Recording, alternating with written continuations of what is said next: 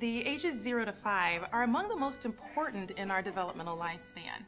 And one of the biggest, most important aspects of symbolic use and development is language. So when we start out in infancy, one of the most important things is that there's an opportunity for sensory motor exploration. So infants are getting all kinds of stimulus signals from their environments. There are visual signals that they see, there are auditory things, sounds that they hear. They get the opportunity to touch things and work with different textures. All of this is extremely important as they are taking in information about their environments that they'll later use to be able to navigate their environments successfully. You could use Play-Doh, you could also use, definitely exposing a kid to scissors and having them cut out things, or drawing using crayons. Any kind of fine motor thing that they can do inside the house would be great for their motor abilities. Now, as kids move into toddlerhood, they are beginning to utilize symbols.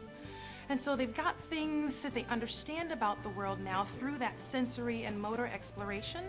But at this point, they can use symbolic representation, so they can start to use dolls to look like babies, or different shapes. They can start to understand those kinds of things. Colors they can start to understand. Young children particularly enjoy playing with language in a sing-song sort of way.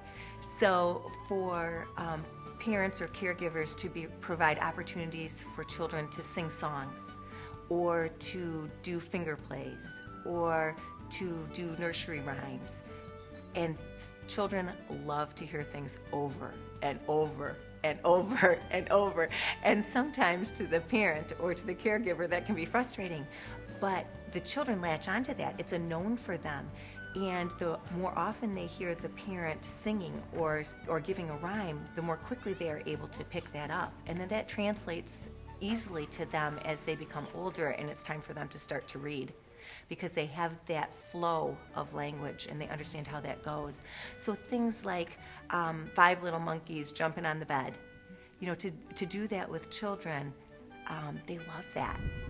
Because what are words, if not symbols, that represent things in our real world experience?